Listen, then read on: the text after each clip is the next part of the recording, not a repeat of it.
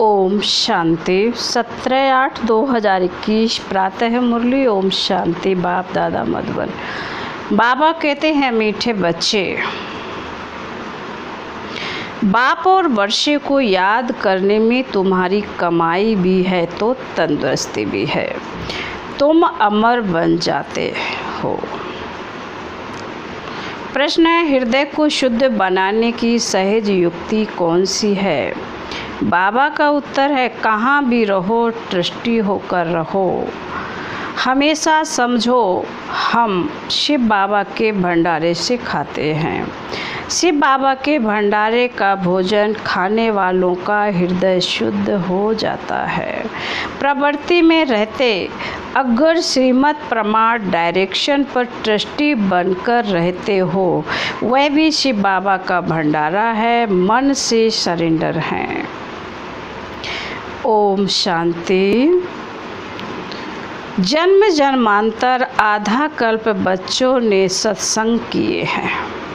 साधु संत पंडित आदि सब मनुष्यों का सत्संग होता है। यह कोई भी मनुष्य का सत्संग नहीं है। इसको कहा जाता है रूहानी सत्संग। सुप्रीम रूह रूहों के साथ रूह रेहान अर्थात सत्संग करते हैं। यहाँ तुम कोई मनुष्य से नहीं सुनते हो, ना देवताओं से सुनते हो। तुम सुनते हो भगवान से। भगवान को हमेशा निराकार कहा जाता है और भगवान आते ही तब हैं जब बच्चों को भगवान भगवती बनाने के लिए पढ़ाना है। भगवान और भगवती का पद सिवाय भगवान के कोई दे न सके। तुम बच्चे जानते हो, कल्प कल्प संगम युग होता है तो निराकार भगवान आकर हमको ज्ञान देते हैं। यह भी सिर्फ तुम बच्चे ही समझते हो, दूसरा कोई मुश्किल समझ सके। शिव बाबा आते हैं जरूर, परंतु उनके बदले कृष्ण को गीता का भगवान कह दिया है तो जरूर सबकी बुद्धि में मनुष्य तन ही आता होगा। तुम ही दैवी गुण वाले थे और अब आसुरी गुण वाले बने हो। बाबा कहते, तुम ही दैवी गुण वाले थे, अब आसुरी गुण वाले बने हो, फिर अब दैवी गुण वाले बनते हो। दैवी गुण वालों को ईश्वरीय संप्रदाय, आसुरी गुण वालों को आसुरीय संप्रदाय कहा जाता है।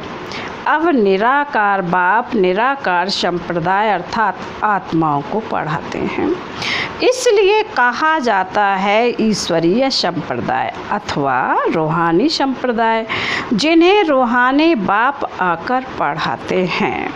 अभी तुम रूह अभिमानी बनते हो। हम आत्मा हैं। बाप हमको पढ़ाते हैं, कहते हैं मुझे याद करो तो तुम्हारे विकर्म विनाश होंगे। रूहों को ही पढ़ाते हैं, वही नॉलेजफुल है। और ऋषि मुनि आदि तो सब नेति नेति कहते गए, अर्थात हम रूह को नहीं जानते। हम रूह को नहीं जानते हैं जब तक वह ज्ञान सागर सम्मुख न आए। तो ज्ञान कैसे समझाए? यह अच्छी रीति समझने की बातें हैं। हमको कोई मनुष्य नहीं पढ़ाते, हमको बाप पढ़ाते हैं। वह है बेहद का बाप निराकार। यह भी बच्चों को समझाया है, साकार और निराकार दो बाप हर एक को होते हैं, एक रूहानी और दूसरा जिस्मानी। रूहानी बाप ही आकर रूहों को पावन बनाते हैं। तुम जानते हो हम पावन थे, पतित बने, फिर पतित से पावन कैसे बनते हैं?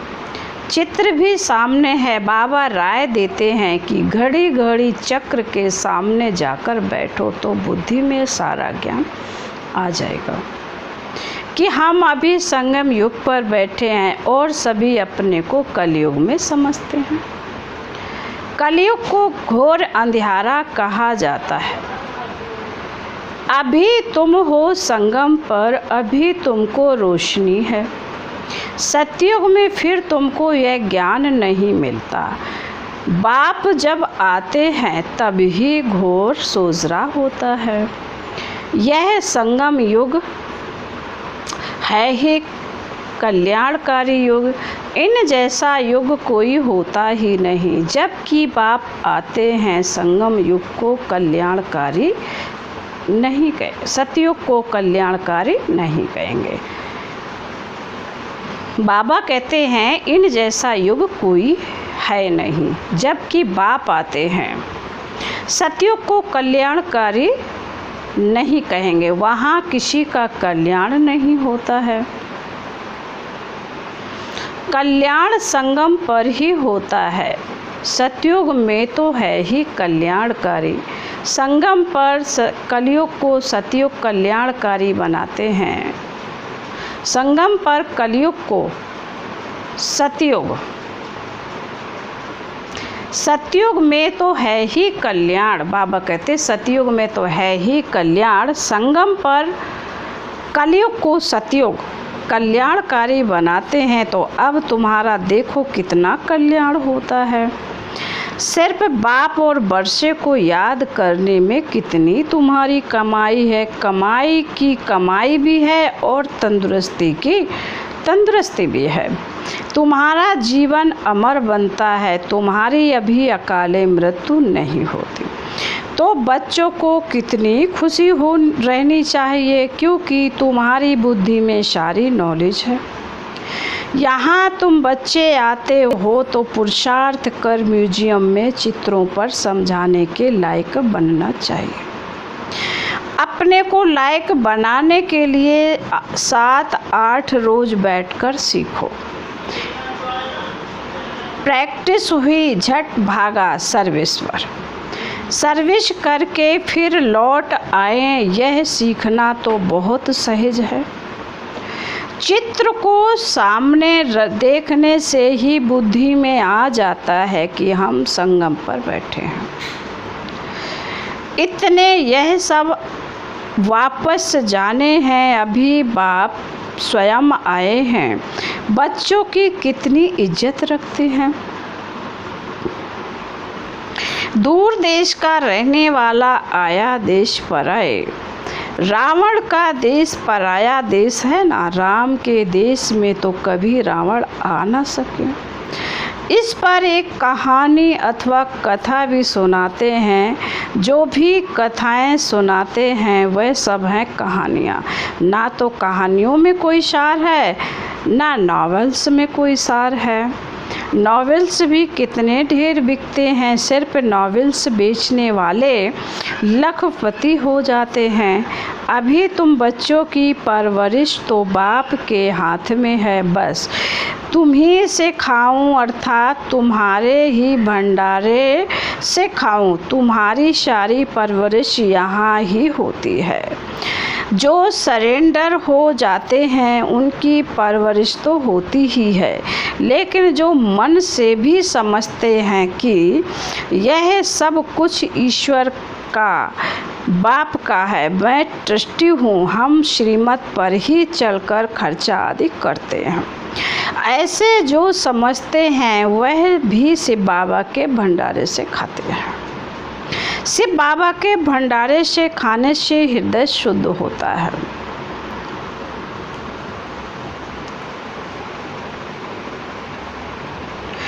ऐसे नहीं कि वह शिव बाबा के भंडारे से नहीं खाते। बाप के डायरेक्शन पर चलने वाले भी जैसे कि बाप के भंडारे से खाते हैं। जिस भंडारे से खाया वह भंडारा भरपूर कालकटक दूर। उसके बाद तुम कभी भी अकाले मृत्यु को नहीं पाएंगे। इस समय ही शिव बाबा आते हैं। उनकी महिमा भी गाई हुई है। शिव जयंती भी मनाते हैं, परंतु उनका भंडारा कैसे होता है यह कोई भी नहीं जानते। बाबा भी बरोबर आते हैं ना। बच्चे जो भी आते हैं उनको शिव बाबा के भंडारे से खाना मिलता है। अच्छा, मेल अच्छा, मेल सरेंडर होता है तो ठीक है, अगर वह सरेंडर नहीं होता तो माताएं क्या करें? बाबा कहते क्योंकि कमाई है पति की, वह तो सरेंडर होता नहीं, वह तो जब आमदनी करे तब स्त्री खाए। हाँ, जोड़ा सरेंडर है तो फिर शिव बाबा के भंडारे से परवरिश हो सकती है। यह बाप बच्चों को अच्छी रीति समझाते हैं। बुद्धि में रखना है, हम बाप के पास बैठे हैं जब तक कर्मातीत अवस्था हो जाए। दिन प्रतिदिन हम अपने स्वराज के नज़दीक आते जाते हैं, समय बीतता जाता है, तुम नज़दीक आते जाते हो। सतयुग के पहले वर्ष में अब कितने वर्ष कहेंगे, अब कितना नज़दीक आ गए हैं। बाप कहते हैं बच्चे, अब तुम्हारा 84 का चक्र पूरा होता है। तुमने अब 84 जन्मों के चक्र को जाना है। चक्र को देखने से ही कहेंगे हम सभी संगम पर हैं। इस तरफ है कलयुग, उस तरफ है सतयुग। कल हम अपने सुखधाम में होंगे, दुनिया को पता नहीं है, वह तो बिल्कुल ही घोर अंधेरे में है। तुम बच्चों को बहुत खुशी होनी चाहिए, बेहद के बाप से हम 21 जन्म की कमाई करते हैं, सदा सुख का वर्षा पा रहे हैं, यह खुशी रहती है। स्वर्गवासी बनना है, यह तुम्हारी ही तकदीर में है। बाबा कहते हैं यह तो सबसे बड़ा वंडर है। चित्र भी है वंडरफुल स्वर्ग के। यह लक्ष्मी नारायण स्वर्ग के मालिक थे, इसलिए बाबा ने लिखा था ऊपर में सूर्यवंशी का लिखो, उसके नीचे चंद्रवंशी का लिखो तो आधा कल्प पूरा हो जाएगा। सूर्यवंशी चंद्रवंशी 1250 वर्ष हैं तो फिर लाखों वर्ष की तो बात ही उड़ जाए। वहाँ बाहुबल में कितना खर्चा होता है। बाबा कहते हैं यहाँ शुरू से लेकर अंत तक कुछ भी खर्चा नहीं होता है। यह तो बाप और बच्चों का हिसाब है, खर्चे की बात नहीं है। यहाँ बच्चे आकर रिफ्रेश हों इसलिए मकान आदि बनाते हैं। बच्चों का ही पैसा है, सो भी कितने दिन तो पास हो गए, बाकी थोड़े दिन हैं, खर्चा कुछ भी नहीं है। तुम जीवन मुक्ति पाते हो बिगर कौड़ी खर्चे के। इसमें सिर्फ मेहनत की बात है। भगवान को तो सब भक्त याद करते हैं परंतु यह नहीं जानते कि भगवान कौन है। भगवान को ना जानने के कारण बहुतों को भगवान मान लेते हैं। अब तुम बच्चों को सच्चे बाप का परिचय देना है। बाबा ने अब कितनी बार समझाया है, बड़े बड़े चित्र मुख्य स्थानों पर लगाओ, जैसे एरोड्रम है। एरोड्रम वाले क्या लेंगे, उनको समझाओ, यह तो सब मनुष्यों के कल्याण के लिए है। इनको समझाने से ही मनुष्य बाप से वर्षा ले विश्व का मालिक बन सकते हैं। मुख्य है दिल्ली कैपिटल है ना, वहाँ सब इकट्ठे होते हैं। बाबा कहते वहाँ टीन पर ऐसे बड़े बड़े चित्र हों। मुख्य है ही त्रिमूर्ति, गोला और झाड़। यह सीढ़ी तो कमाल की है, इसमें विनाश आदि भी अच्छी रीति लिखा हुआ है। और पतित पावन परमपिता परमात्मा है, वह पानी की गंगा। बाबा कहते जज करो। ब्रह्मा कुमारियाँ पूछते हैं ईश्वर सर्वव्यापी है, वह एक निराकार परमपिता परमात्मा है। बाप से तो बच्चों को वर्षा मिलता है, मुख्य है ही यह चित्र। त्रिमूर्ति का चित्र भी बहुत बहुत वैल्यूएबल है। ब्रह्मा द्वारा विष्णुपुरी की स्थापना होती है, फिर वही पालना भी करेंगे। बच्चों को अथाह खुशी रहनी चाहिए। बेहद का बाबा हमको पढ़ाते हैं स्वर्ग का मालिक बनाने के लिए। बाबा आकर स्वर्ग की स्थापना और नरक का विनाश कराते हैं, इसलिए महाभारत लड़ाई भी साथ में है। हर 5000 वर्ष बाद यह चक्र फिरता है। बाप भी कल्प कल्प कल्प के संगम युगे आते हैं। गीता में उन्होंने फिर युगे युगे लिख दिया है, सो भी 5 युग हैं। 5 बार आए फिर 24 अवतार, फलाना अवतार क्यों लिख दिया है। मनुष्य कितने यज्ञ तप तीर्थ आदि करते हैं, समझते हैं यह सबसे रास्ते भगवान से मिलने के हैं, यह सब रास्ते भगवान के मिलने के हैं, परंतु भगवान के पास तो कोई भी जा नहीं सकते।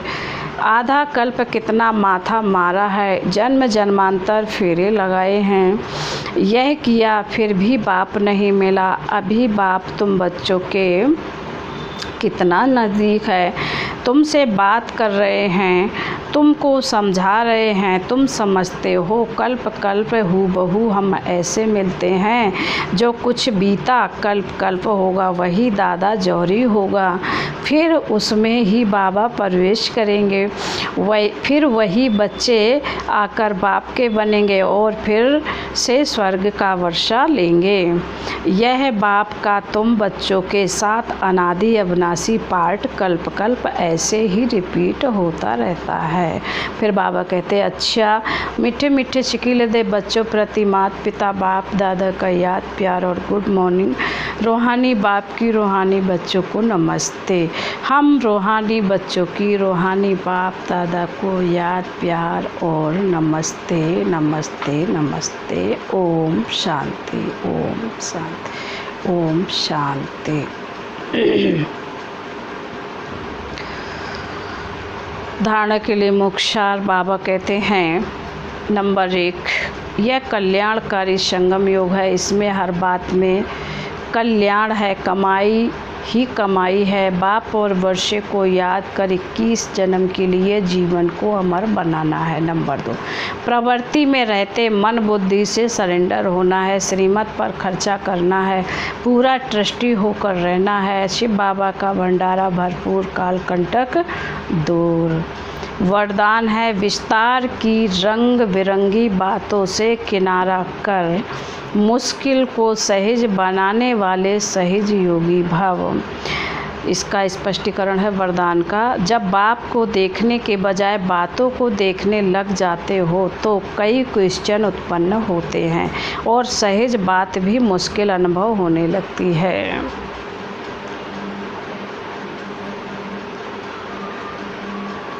क्योंकि बातें हैं वृक्ष और बाप है बीज। जो विस्तार वाले वृक्ष को हाथ में उठाते हैं वह बाप को किनारा कर देते हैं, फिर विस्तार एक जंगल बन जाता है जिसमें फंस जाते हैं। बातों के विस्तार में रंग बिरंगी बातें होती हैं जो अपनी ओर आकर्षित कर लेती हैं, इसलिए बीज रूप बाप की याद से बिंदी लगाकर उससे किनारा कर लो तो सहज योगी बन जाएंगे। स्लोगन है मैं और मेरेपन की अलाय को समाप्त करना ही रियल गोल्ड बनना है। मैं और मेरेपन की अलाय को समाप्त करना ही रियल गोल्ड बनना है। ओम शांति।